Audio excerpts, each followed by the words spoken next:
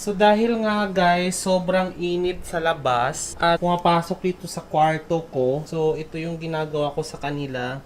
Pinapainitan ko muna siya ng mga ilang oras para makakuha sila ng energy, light energy coming from the sun. Kasi nga ano sila, 'di ba? Kailangan yan sa photosynthesis para gumanda yung variegation. Yan yung mga lalo na tong lily para mamulaklak. Tapos ayan, lalo na etong golden dust na to para medyo dumilaw ng dumilaw lalo para gumanda yung variegation niya. Tsaka itong fungus niya guys, tingnan mo nagka-fungus siya, nag-dry siya dahil sa overwatering ko para at least makabawi siya pag may araw. Tapos itong mga fungus, nagka-fungus talaga siya guys, so nabulok siya dahil sa overwatering. So ayun, pinapa-arawan ko muna sila diyan. Pero kahit nasa bed sila, malilinis naman to dahil meron pa akong sapin. Tsaka malilinis yan kasi dito lang naman yan. Tsaka yung tubig niyan, hindi ako pinapatuyo ko talaga yung tubig kaya hindi yan tumutulo-tulo dyan. So safe tayo sa aking mga plant. Mukhang mas malinis pa nga yung mga plant ko kaysa sa akin eh. So yan yung mga plants ko ngayon for this Saturday. Papaarawan ko muna sila dyan ng bonggang-bongga para makakuha sila ng energy kasi 1 week na silang hindi naaarawan.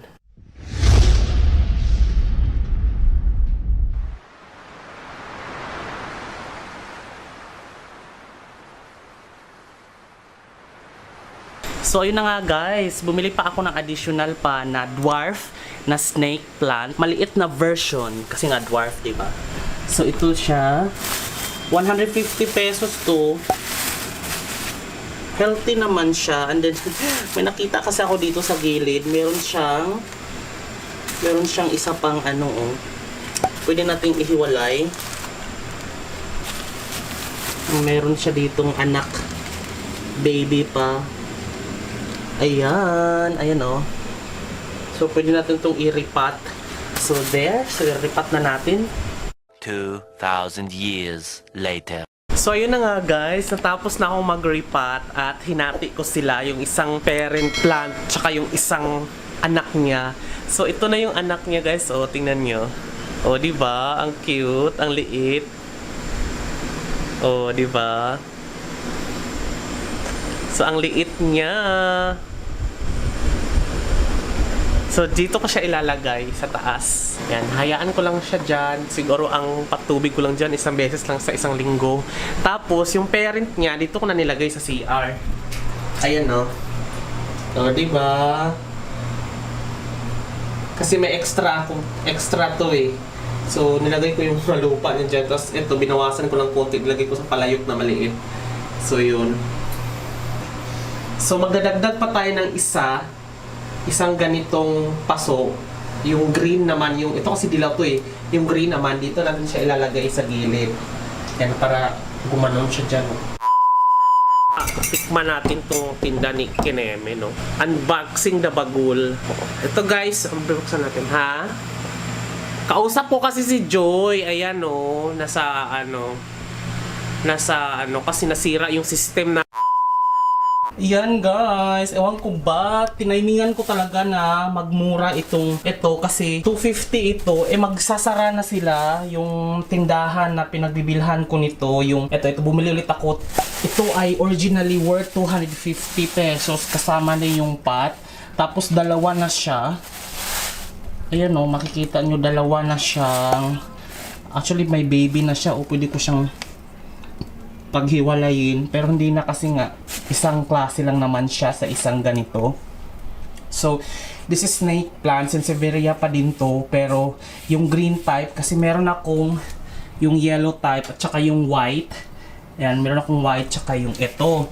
So ito worth 250 pesos, pero kung sa iba ko to binili ng mga online shop, sa mga online shop na plant is worth, this is 300 pesos kasi malaki na siya, pero inuubos na nila kasi yung mga items nila dahil restaurant kasi yun, so magda-dine in na kasi, so lahat ng mga nakatambak doon na plant inuubos na lang nila. So tinambangan ko na, binili ko na to, 150 lang to kasama na yung pot, pero pag binili yung pot separately, this is amounting to 50 pesos. Pag pupunta ka sa mga tiyanggi-tiyanggi. So 50 pesos to what? Parang papatak lang na 100 yung plant. May kasama ng lupa.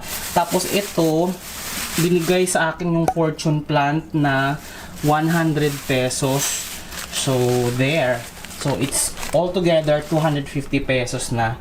May nalagdag na naman tayo sa ating indoor garden, guys. Tingnan nyo sila, oh. Sobrang ganda ng mga ano nila, kulay. Hiyang na hiyang sila. So, ireripat ko na to. Hindi ko alam kung ireripat ko ba to or kasi ano to, si nursery. Nursery pa rin din siya eh. Pero, titignan natin. Fortune plant. Yan. Yung maliliit na version nito, ayan oh. Ito yung maliliit na version niya. Ayan siya. Iripat ko na. Hey guys! It's Jonathan Arbuda and you're watching I Love Tanchong TV, a channel that highlights and celebrates the beauty of life. At dahil nga wala akong ibang magawa ngayon sa araw na to, nag-shopping po kami ngayon. So, ang shinap namin ngayon ay mga plants. So, ito ngayon ang mga na-shop ko. So, ipapakita ko ngayon yung mga bagong nabili ko, diba? So, ito is Calathea. This is Calathea, 150 pesos kasama na yung paso. Then ito, Fable to. Fables, 152 sa Lazada ko nabili. Tapos ito ay lupa, potting mix soil. Sa Lazada din ito, worth mga nasa 200 pesos to, 4 na kilo. And then, bumili ako guys! Oh my God! Actually, ito na yung mga lahat na plants ko, diba? So, yan na yung lahat ng mga plants ko, kung makikita nyo. Pero dinagdagan ko kasi ang daming variety kasi ng mga Sansevieria tulad nito. So, ito yung mga rare. Yung bihira lang talaga siyang makikita. So, this one, excited ako dito. This is amounting to, ayan, 200 yata to. 280 pala guys. This is whale fin. Tingnan mo, para siyang fin ng whale.